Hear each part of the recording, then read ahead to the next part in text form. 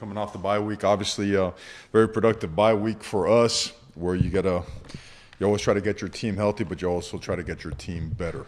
Okay, and in the areas that we focused, were everything from technique and fundamentals to game day processes. Schematically, what we're good at, what we're not so good at, tweaks, disguises, development, evolvements of our schemes, and some things maybe we just don't need to use anymore. But either way, I think we got better. We certainly got healthier, expecting Jaylen Rivers back this week. He practiced with us last week and yesterday. And certainly an unbelievable opportunity for us, another conference game, and what's going to be a tremendous environment, Schnellenberger Trophy at stake, as well as a lot of other things up in Louisville, Kentucky at noon this Saturday. So with that being said, questions, please. You mentioned the trophy. I got two for you quick. You mentioned the Schnellenberger Trophy, and there's obviously bigger goals, but how neat is it that this guy who, God rest him, is gone, but he's going to forever mean so much to this place and Louisville and FAU too. Just the impact he had. How much, A, does it bother you that he's not in the College Football Hall of Fame, and B, just how neat is it that he's immortal almost in these three markets? Yeah, he needs to be in there sooner than later. I can honestly say it was my father's favorite guy. My dad was about as it can get and didn't like many people. He loved Howard Schnellenberger and always envisioned my brother and I playing for Howard Schnellenberger. But at Miami, certainly, Coach Johnson my dad felt just as strongly about Coach Johnson. So his impact here, first and foremost, we know what it did, right? Changed everything forever and changed the course of history for Miami and for college football. And then the impact certainly that he had at Louisville, that he had at FAU, and just for coaches around the country. You name it, he did it, and we refer to him as the Godfather for the right reasons, man. He was one of a kind and certainly very missed, but at the same time honored and revered because of all he did. To follow up, I have Xavier did a TV interview late last week where he talked about a players-only meeting. Teams that are 2-4 have those. Teams that are 3-3 have those. Teams that are 6-0 and ranked 6th in the country, it's rare that the players take it upon themselves to say, we got to fix some stuff. How encouraging is that sign that they know that at 6-0, the job is a long way from over? It's a natural progression of a team that's really working hard to reach a certain level of expectation that we have for ourselves. We have a leadership council meeting on a weekly basis, sometimes a couple times a week. Work with Dr. Kevin Elko, who was instrumental in helping Miami and different places. We stopped Alabama, and we were at different stops, and it's encouraged and pushed that it become a player-led team, like true ownership, having complete and utter ownership of our actions, our choices, our decisions, how we practice, the intensity, the level of expectation for everything we do has to be 1-0. To stay restless in our pursuit for progress and getting better and winning. So it's the right thing. I trust that they did an awesome job. Practice yesterday was really, really good. And when you come off a bye week, the importance of practice and the importance of practicing with intensity, the importance of practicing fast with speed, good on good, is critically important, because even though you gained a lot of recovery time, you also missed out on play speed. And you better make up for it in the way you practice, and that started yesterday, and we expect our best practice of the year tomorrow. Mario, you said in your opening statement of you take the bye week also to get better.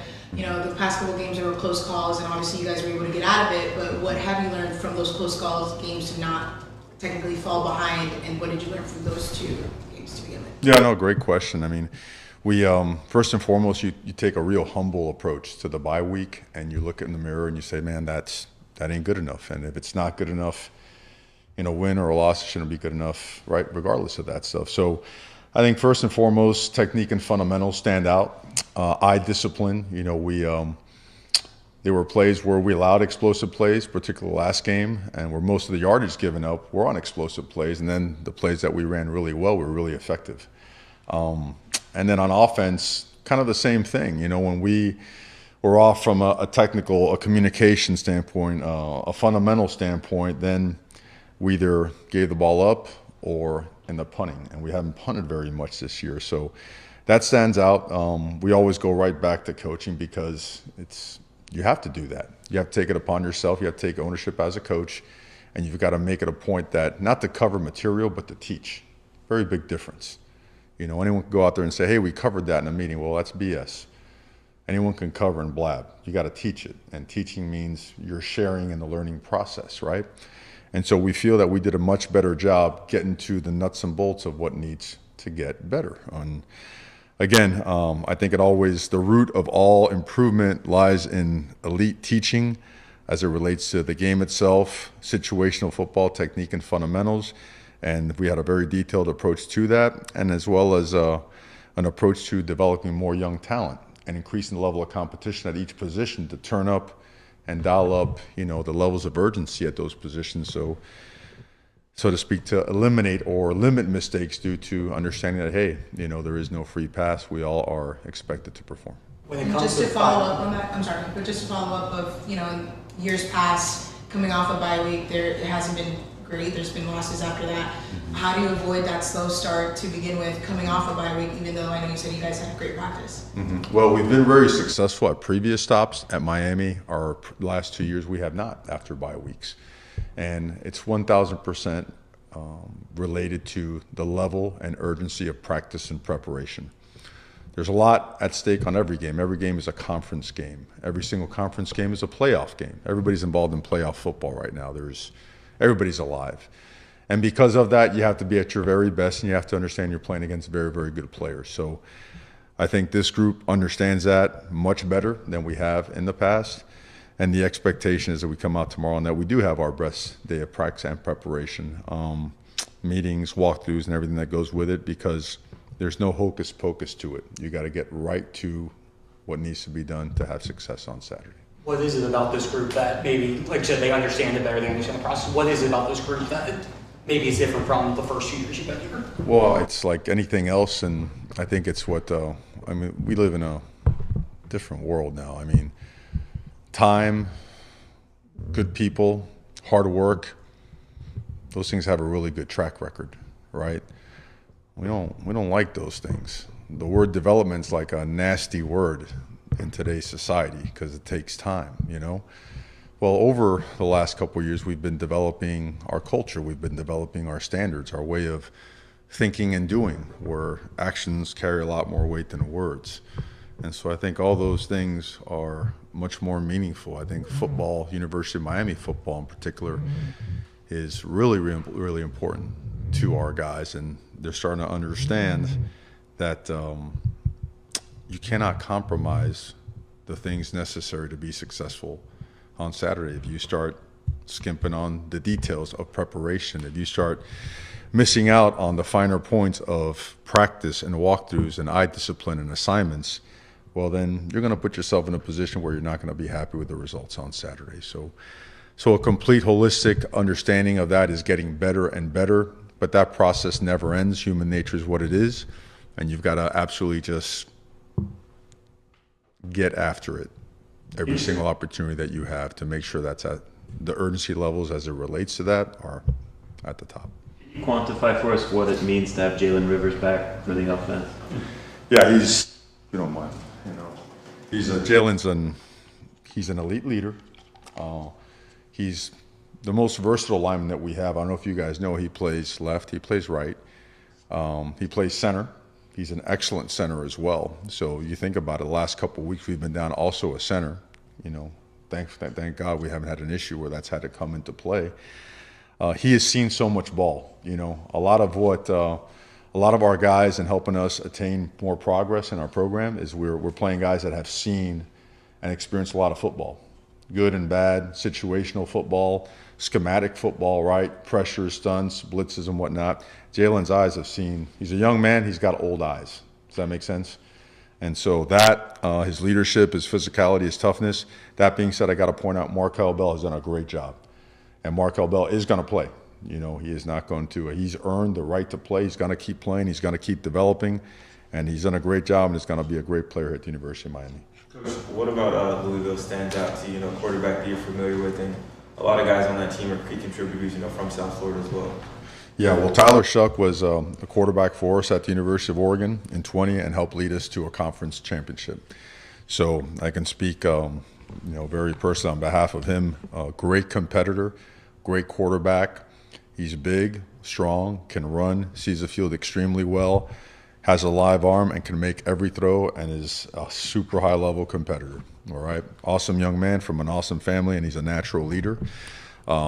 There are lots of guys on the team. Some guys that are from the high schools here in South Florida, and some that were transfers. And there are lots of guys on both teams that were recruited by both schools. So naturally, those things always amp stuff up. But this thing is all about preparation. It's all about time poured in, investment poured in, preparing and practicing the right way, and making sure that we're focusing on making sure that we play our best football. Because to get a win at a place like this against a team like this, you got to play your best. Does this seem normal yet in that you've always seen kids that you've recruited on the other sideline, but now every week you're seeing kids that were either on your team or you've coached or whatever in this free agency era of college football. Does it seem normal yet that this is just going to keep happening? No, that's a great question. It doesn't. It doesn't. I mean, we're playing a couple weeks ago, and Caleb Spencer was with us in spring practices, on a tackle for loss. We're preparing this week for a guy who I had the great fortune of coaching at a previous stop, and now he's at a different school, and he's doing a great job. So, man, it's moving fast. It really is. And so as you recruit and put a roster together, there's a lot to keep in mind, and you could have it perfectly right, and it still may not matter. There still may be a shift. There still may be an addition. There may be a subtraction, a departure, an arrival.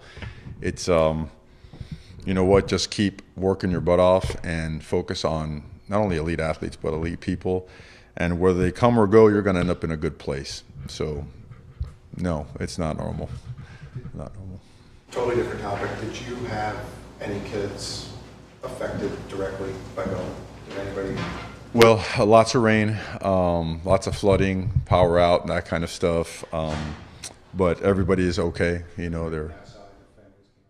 Everybody came out okay, and I think people made plans accordingly. And we were on it and communicating. And for people that haven't gone through a hurricane, that could be frightening, right? I mean, for those of us that have been through some of the big ones, man, when that thing hits, I remember I used to try to get my mom to come out west and spend time with me, and she'd be like, I'm going to play like dominoes and have a Cuba Libre, and just keep going. And so they're used to it. But I think for a lot of the new families, everybody stayed tight and communicated, and they were good to go.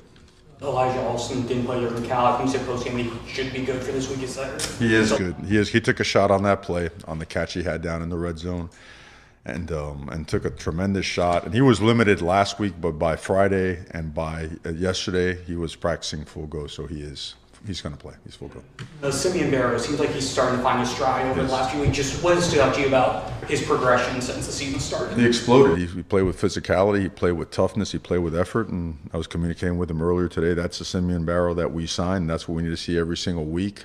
Just a better version every single week. He's an awesome young man, super talented, has an awesome future ahead of him. And for Miami to keep winning, we need him to play his best football all the time, and can't wait to see him play this Saturday.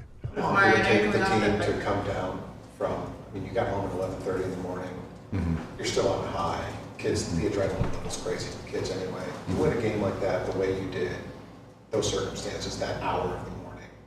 When did it start to feel normal again around here? Well, we got back 11:30, right? We were, they had to sleep that day. But the next day, by noontime, they got to check in at breakfast. We got to check their body weights, make sure they're okay, make sure that medically that there are no issues. And then, in the afternoon, we gotta get them to class. I know everyone's tired, but the world's going to keep turning. We got to do things. And by Tuesday, we got them moving, and the bodies were sore and a little bit junked up. But by Tuesday afternoon, it started feeling semi-normal.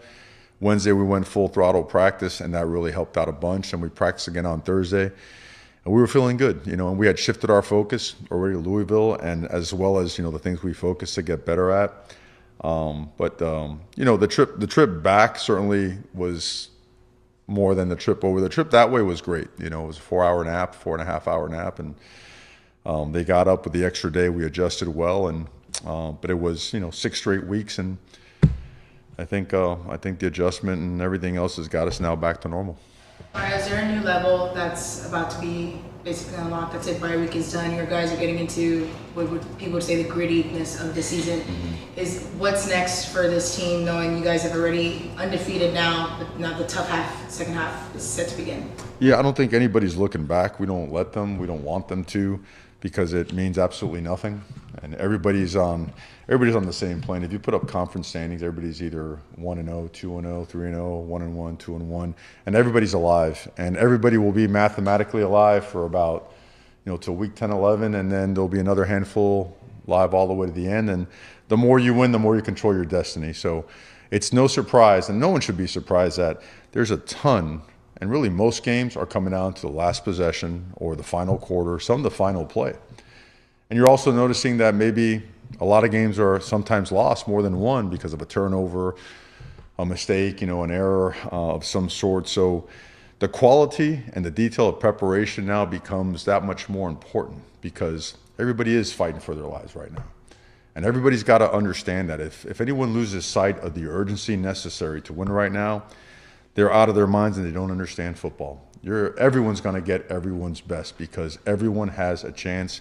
And that's why, we always felt that college football is the best sport in the world. It's just intensity, energy, physicality, and everyone, all 11 against all 11 on every play for 180 plays a game. And man, that ball can bounce funny, but you always have a chance, So yeah, I think the levels of urgency are where they need to be, but they're going to be cranked up all week. And we need to have great days of practice to prepare for a great team, because they're really, statistically, they're top 20, top 15, and top 10 in just about every category, offensively and defensively. And they are very difficult to prepare for. So we have to take advantage of every minute we have to be ready to play our best. The bye-week recruiting efforts, how was the reception being out there? And did you notice a different buzz or momentum being a 6-0? There's buzz in some of the unfamiliar places, but the places that we've always gone to, they're consistent. We were consistent from the day we arrived with our messaging, with our goals, and I think we've been accepted. We've been welcomed because we've done that, and because we've done well by the guys that we've brought into our program. We hold ourselves to our word, and we hold players to their word as well. So certainly, early progress and success has led to some opportunities that maybe haven't been around in a couple of weeks, and we expect more opportunities to come down the line. But we love being on the road, whether it be local or whether it be across the country, and we expect to send another great recruiting class. You're all about team, I get that, and you demand the same from everybody in the organization. We're in the second half of the season now, and individual work buzz is going to start. Cam, I'm sure, can handle it. How do you keep that from affecting anyone else, yourself even included? Because distractions are, you talk about a naughty word in coach speak, distractions are the thing. How do you not let that become an issue? Well, distractions are what you allow to become distractions, right? I mean, at the end of the day, it's like distractions are what, it's like the agent that's not like the physical agent, just the catalyst to not allowing yourself to do what you want to do, what you set out to do. And distractions are a choice. What we do for a living, it's surrounded by noise 24/7. And brother, if that affects you in any way, shape, or form, you gotta go do something else. Our guys have heard me say a million times, if it's not with you there at 5 a.m. working out, if it's not with you in the hospital when you're doing rehab after a surgery, if it's not there with you when, God forbid, you're going through those tough moments, then it has absolutely no bearing or no relevance to your mindset and what goes on between your ears. And the second half of the season, like the first half of the season, is all about what happens and what you allow to happen between your ears. I think everyone understands that we have a chance to be a special team. And we also understand that we have allowed ourselves in a couple areas of our processes to deteriorate and put ourselves in situations that, right, we were vulnerable, right? And so the expectation, what we have seen in those last couple days of practice last week, we saw a team that's determined to get better. And the teams that could get better in October and November, right? That's kind of like rounds 11 through 15 in the heavyweight fights. That's going to separate the men from the boys. And we're committed to that. It's safe to say that you guys are having fun. There was a picture of you in the locker room with the guys, like, you know, they're carrying you. I know the work is That still... was Photoshopped, I think. It was AI? You know, just kind of seeing that in general, the camaraderie that you guys are building, knowing that you guys are still putting in the work week after week, is there fun in all of this as you guys get ready for another tough matchup on Saturday? Oh, there's a lot of fun in it. I think these guys, this is the most fun I've had coaching. Like, there's special years that stand out, you know, and this is one of those years, and we're just getting started, you know. There's a lot more to, but these guys have discovered that the most fun is winning, you know. I've never had fun getting my butt kicked, you know. But when a lot of guys work really, really hard, and when they see validation of their hard work, resulting in not only wins but performances and improvement, and some of their teammates getting better and better, I think you know, that almost launches you to another level of effort and want to, because validation of hard work usually leads to more hard work and more commitment and more belief. So you're seeing that, and I think you know, whenever you have to, whether you win by 1 or whether you win by 40, you got to celebrate those things. It's hard to win, and you see it around the country every single week, the surprises, both good and bad. So this is a team of, like, awesome young men. These guys are legitimate. Just, I mean, they're young men on their way to some great things. They're committed. They've done the work in the off season. They've done the work in the preseason. They've done the work the first 6 weeks, and now we've got to turn it up even more. So they deserve to have fun too, and we try to do our best to make it fun.